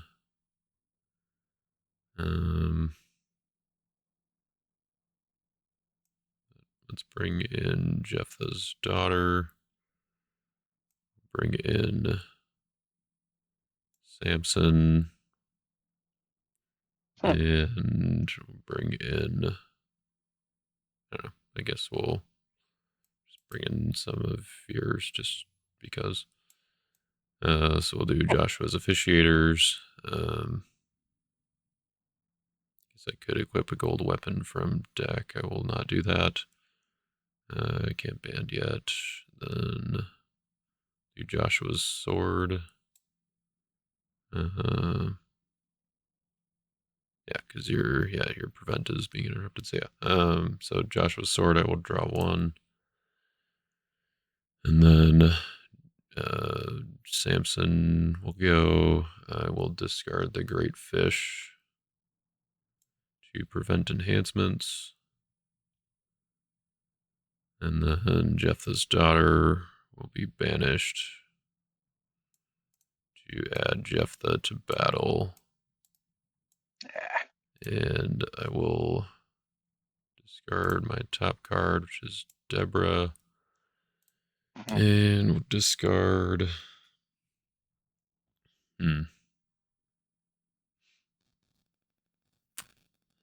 Worried am I about your Doubt and being able to play stuff there? I'm not super worried. Let's just discard Bearers of the Ark and the Deceiver. Bears of the Ark and Deceiver. Okay. And then Josser's Officiators can band. So I'll band to your Spies at AI. And I will not take a Fortress or anything. So that is. Yeah, that's everything there. So. Yeah, that backfired. Yeah, that's not really going to do anything. Yeah, I'll just, yeah, I'll take the loss. I'll give you the hopper. All right. So Spies goes back to you. Officiators goes back to you. And all right, that'll be my turn. Good. Okay. No stars. I'm going to go ahead and play Son of God on your humble. Sure. Yeah, figure that might be coming after for that battle. Yeah. Okay. And then I'm going to go ahead and turn over Confusion Mind and activate Concealed Riches.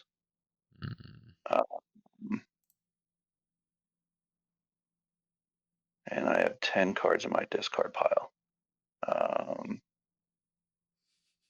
Up to 10, I guess. Yeah. All right. So I'm going to discard Concealed Riches. And I will do, let's do 1, 2, 3 to get, we'll do Lost Child Found, Messenger, and Hushin. All right. Also, I And just realized that whole, or like the whole last turn, I was worried about like teaching in parables, not going to your hand, and that kind of stuff. Like I forgot that my blind was negating your crowds. I was like, oh, oh, so I could have hit an evil card, but all yeah. good. And then I'll go ahead and play my territory class. I'll play Lost Child Found to bounce Promise. And I will pop Promised Land back down. Mm-hmm. And to take something. Holy smokes. Lots of options here. Yeah. Let's go ahead and take. I'll take good old Scattered, I guess. Yep. Seems pretty good. Since I'm playing Crimson as well. Okay. Now, to rescue past all of your crazy defense here. Okay. Let's go ahead and do Captain without a draw.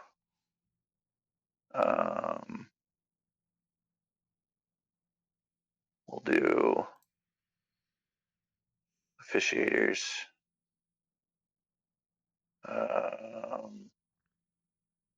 I will draw one.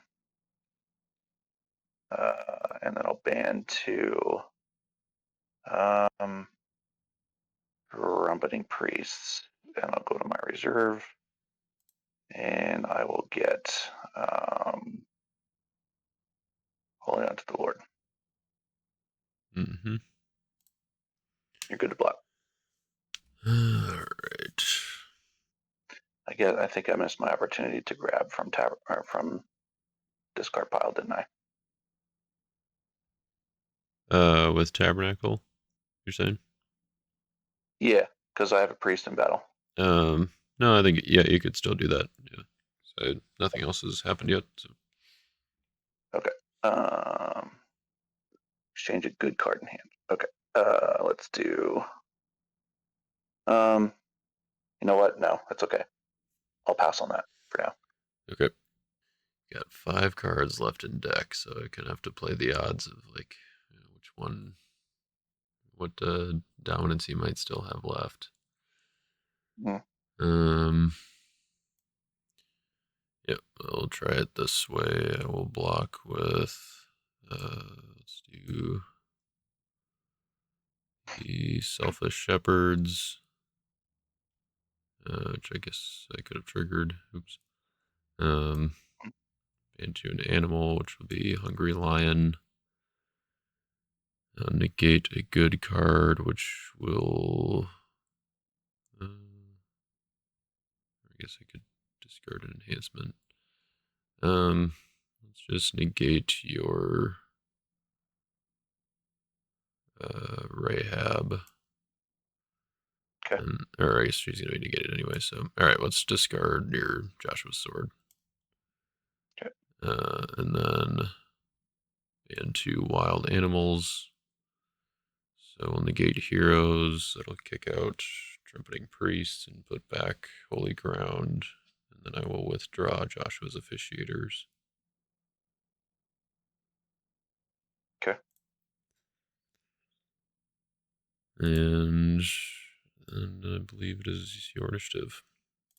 I will play Woes is good to negate wild animals. Yep. So then officiators and priests. All right. So then you are 17, 19, 23. got, you said 1923? Yeah. Yes. And I am 9, 17, 16. Okay. Turnish. 1923. Okay, so 16. Yeah, okay. I'm gonna play Betrayal to underdeck a good card from your hand. Hands protected, correct? Oh wait, no. No, so blind. Yep. Okay. Underdeck what? Sorry, a good card? Yeah, I get to look at your hand and Yeah. underdeck a good card. I do have the glory. Amazing faith. All right, so and a lot of defense. Okay, yeah. So let's take out the glory. Okay. And no second coming, which is also good to see. And you got plunderers, Hashem, messenger. Okay. And then I will draw 3. That makes me a 2017 or 18, 2018. So I'm Okay. still losing here. Yes. So I will. I'll play Avoiding Edom to banish your officiators and trumpeting priests. And that was also the timer, so this is the last round. And then the removal of the priest will trigger arc. So I'll discard. It's negated still by woes. Oh, that's right. Never mind. Sorry. Okay, so yeah, that'll do it. Oof. Yeah, because the holy ground got put back. Right, yeah. Yeah, I forgot about that initially, so I was trying to think, like, okay, I can leave Captain in battle, but then he's going to have the silver one, just negate it, but I was like, oh no, the negate heroes will take care of that, but yeah, the Yep. woes, and yeah. All right, so I got 9 in my hand, so we'll just pop down Plunderers and pass turn. All right. This card. And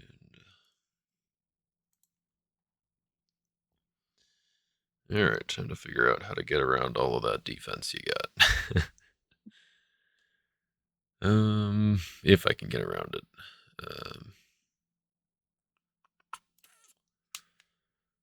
And I also don't really want to let you draw cards. So woes is good. Let's go ahead and put that on. I'm just gonna leave it on your shield. So your arc is now freed up. Okay. And judge's seat. I will take trumpets and torches from my reserve. Okay. Yeah, put down Angel to the Oak.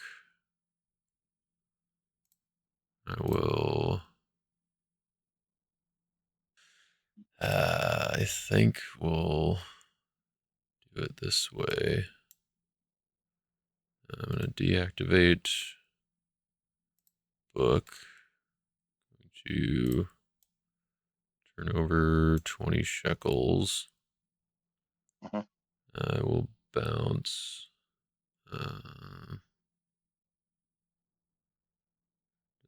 Really matter. Let's see. Let's bounce my terrified chiefs. And then we'll take a look at your hand. Put. I'm actually wondering if I should have used Son of God on blind instead of humble. Maybe. Yeah. I mean, That was my choice. I'm like, should I do blind or should I do humble? I'm like, I don't want your stuff to be CVP, but I want my hand to be in my hand. right. Yeah. It was a tough choice. Yeah. I mean, I maybe should have left your humble out and used my Son of God on your crowds just in case, but okay. So we'll do that. And then I think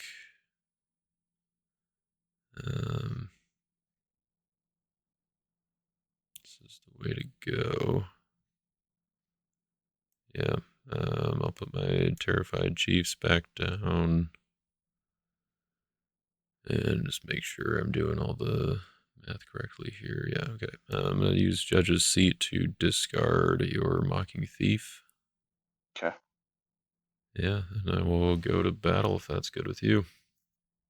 Yep. All right. Well, we'll come out with Samson. I will discard the Serpent to prevent enhancements.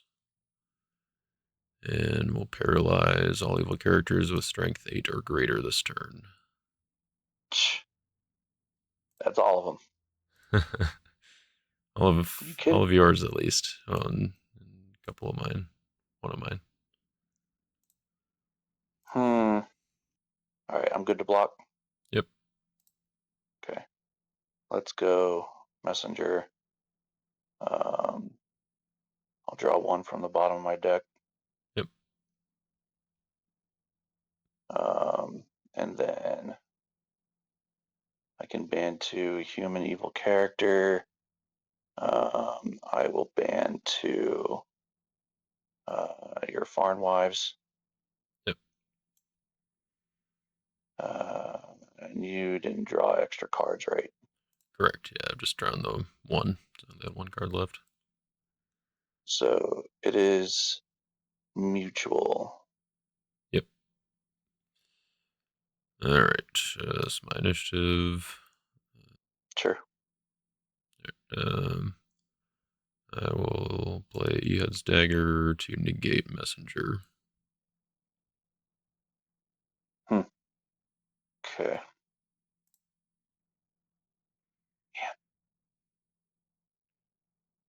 Yeah, it's game. Good game, man. Samson coming in clutch there at the end. That was, Oh, that paralyzed hurt big time. yeah, I mean, having the judge's seat to take care or take out the one guy that would have gotten you initiative, and then the Samson taking out the serpent was kind of nice. But yeah, I was really worried about I was more worried about the thief that would have gotten initiative, and then yeah, the CBP enhancement. Yep. Uh, but yeah, that Yeah. um, Like I forgot that. Like, oh, stupid me! I should have just banned it to Terrified Chiefs. I forgot. I was thinking that was an animal. I could have banned it to him, and um, I would have had initiative unless you would have played well, unless you would have had Angel or something. But yeah, I then was I could. thinking about that. I was wondering. I don't think you had anything else that was CBP, right? But maybe you could have played enough enhancements to like get it to stalemate and then play glory or something like that. Yeah, I mean, I had ambush. Um, I had insults. Um, yeah, because I could have went ambush to my reserve and grabbed like either fence jumpers or temple thieves. But Uh, I, well, those would have still been negated, right? Or ambush and hurling insults. uh, It had been wait, prevented by Samson and also negated by Terrified Chiefs. oh, right, yeah. Oh yeah, right. Yeah, I guess if you banned a Terrified Chiefs, then that would negate Messenger, kick him out. Oh, that's true. Yeah, I would have negated my own messenger, kick him right back out. Yeah, So yeah, I'd play. I mean, because your selfish shepherds and your foreign wives are too big because it gave you initiative to play. right. Yeah, So yeah. either I was way, it was a lot. actually kind of realizing after I attacked, like I probably I could have played Crowd's Choice, and I could have just played like Avenged as a territory class enhancement to get my hand down to 6, so I could paralyze them too. But Yeah, yeah, it was like, well, as and long as they pass initiative, then it'd be okay. yeah, probably should have deactivated Ark of the Covenant on my last turn so I could play Martyr, but Yeah, I couldn't. So that would have been my only answer, really. right. Yeah, that was yeah the fact that I was able to use 20 shekels to put down your Husham and not yeah. I was just kind of deactivating or taking a little bit of a risk by deactivating you will remain, but I was like, well, with Arc out, then I can Yeah, save him from Martyr at least. So yeah, yeah, that and it was was a good. yeah. I definitely got a little lucky that you didn't draw your dominance earlier because I think if that turn when I did like play the Pride of Lions, I feel like that was kind of a good catch up turn. And if you had like Angel or Woes or Glory or something at that point to stop me, then that would have definitely put you further ahead. Mm-hmm. Yeah, that last turn I was kind of worried about like, okay, I can't let you play Amazing Faith because then you can get either Glory or Second Coming, or I guess even Woes, like whichever one you didn't have at the time. Mm-hmm. And yeah, I think uh, I'm assuming you didn't play Glory there because you didn't have Second Coming and you were thinking you might need it to block. Well, honestly, I was saving Glory because I wasn't sure if you were going to ban. I was very tempted to use Glory before, but I didn't want to lose all my characters because Yeah, I could have, you know, blocked with Husham or played Glory first, blocked with Husham, and then, um, do his ability and just kill him off and discard everything. But then I was like, well, if I do that, I lose my characters, right. So I'm like that. So, but when you paralyzed Husham, because that would have been my play. Yeah, Um, yeah, play Glory first, block with Husham, but you underdecked it. but then I drew it off the bottom of my deck with Messenger. Right, yeah. I was thinking, yeah, for the last turn though, or when you were attacking and you didn't play Glory, Mm. was that kind of because you were thinking that you were kind of planning on the play with Husham and Glory for the Was block? Yeah, okay. Yeah, so gonna use really them it as was the fact that you didn't have Second Coming that kind of saved me there, because otherwise you could have just played Glory and gone for the win. yep. And I Yeah, probably should have played because, well, either way, I wouldn't have got to Son of or to Second Coming because it was second to last for my deck. I needed 2 more draws, oh dang. and my only other drawing card was Pilfer, and that's in my reserve. Mm, Draw one, and it would have got me my amazing faith because I still have yours in my hand. right, yeah. So, which would have Yeah. been actually that draw could have got me Second Coming. Mm. Yeah, right. So, So you could play that. Yeah, yeah. I was kind of going back and forth. Like I had Foreign Wives and I had Esau in my hand at the end of one of my turns, and I was trying to decide like which one would be better to put down. And I think, mm, I don't know, Foreign Wives maybe would have been better to keep because it would have been a more guaranteed block after you draw. But I figured with kind of all the hand information and stuff that, like, Promised Land and stuff to reset it, like just putting Foreign Wives down and kind of threatening that slows you down a little bit. Um, and that way you can't just, take my Foreign Wives with Promised Land or something like that. Uh, mm-hmm.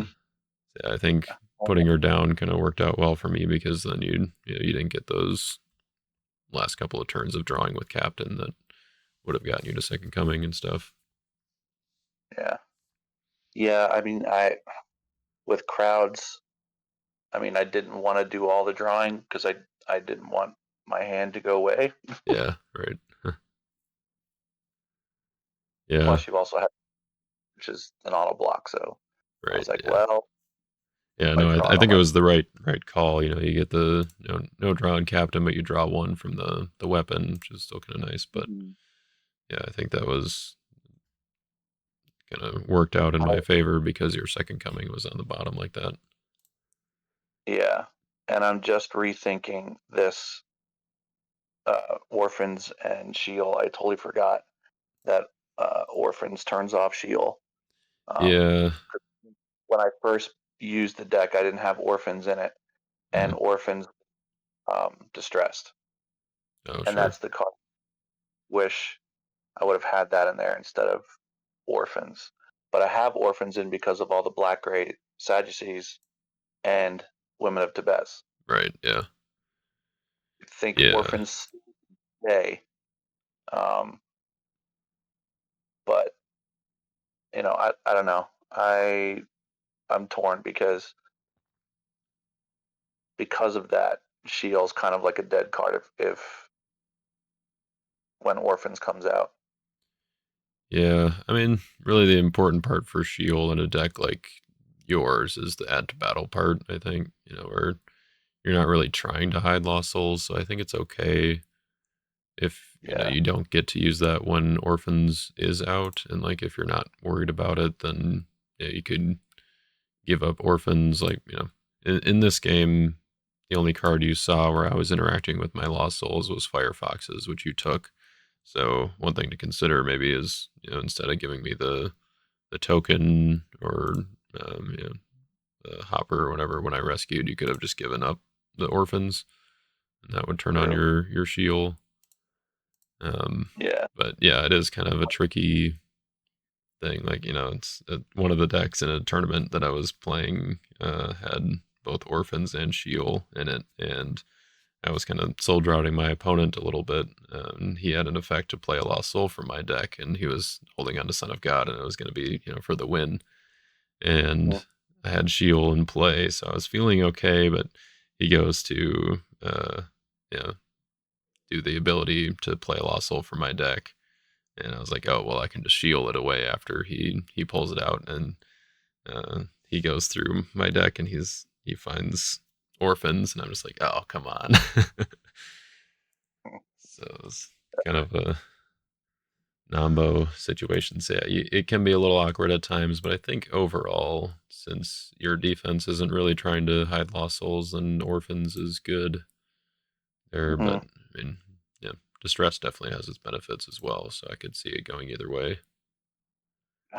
And then I'm still not sure about really because I mean I do take stuff, but I don't always use it because if I need to discard something from my hand to go search for something, I'll just do that. Like I'll just discard a card that's not mine. It kind of throws off stolen treasures a little bit because Sadie, stop. It off. Sorry, it was my dog. Yeah, all good. Kind of throws off stolen treasures because I need um, a card in my hand that's not mine to end the battle in a stalemate. But Oh, sure. uh, Yeah. so I'm just not, and I keep forgetting to occupy it. Yeah. Um, and my thieves are never really alone, honestly, because like I usually ban like most of the thieves banned anyway. Right. Yeah. Yeah. Den of Ban, Thieves is one that I felt like has been a little bit hit or miss with thief defenses. Like there are some games where it's really good, and some games where it just doesn't do anything. Just doesn't help yeah, you out. decks at 53. I might cut it and just see how I do without it. Yeah. Because I never really go in alone with a thief unless it's the thief to go get something like um, plunderers or whatever. Right. Yeah. Yeah. In which case So you usually still end up banding anyway. So yeah. Yeah. I I think could see kind of trying it without and see how it feels if you miss it too much. yeah, because like I said, it's at 53. Hopper's been in and out, but I have Lost Souls, I have Amazing Faith, and if I take an Amazing Faith, I mean well, I guess that wouldn't matter because it's a star, but Yeah. so I mean I have ways to generate souls. Yeah. I did like played. I did have Roots version of Silly Women in my reserve. Oh, sure. Just Yeah. like, do I really want to play this? Because it's kind of like a goofy card, but I'm like, it could create some soul gen. I could Deceiver to it, but I'm like, there's better options for Deceiver to go to win battles than to create soul gen. So Right. I Yeah. cut it. Yeah, I mean, I have seen some people using the root spy in reserve if you've got the cloud Rahab, so that might be worth considering. Or it's the Well, yeah, I is in my reserve. oh, you I do just have it. didn't. Okay, I see. Yeah, yeah, I didn't get to it. Okay, yeah, Okay, then so yeah, the fact that you didn't get to your Joshua until a few turns into the game, I think definitely helped me because you didn't get your Soul Gen online, and then you can do your Joshua's officiators to its full effect. Um, yeah, so that was kind of a lucky for me, I suppose. And yeah, in part, good reason I didn't block your stone carriers on turn one.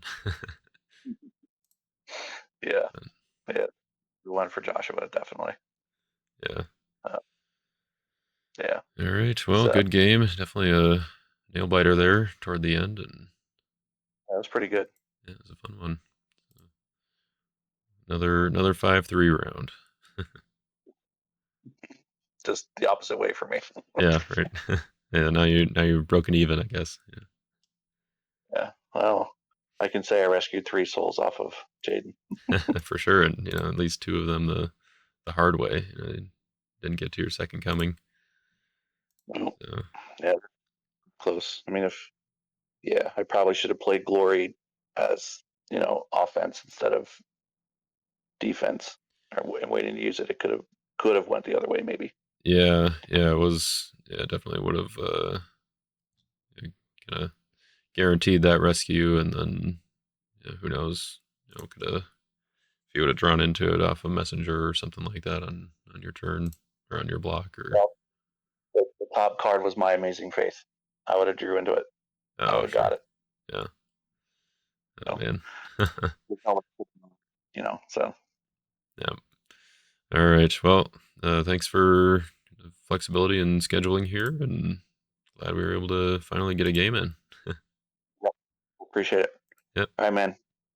We'll Yeah. see you. Have a good night.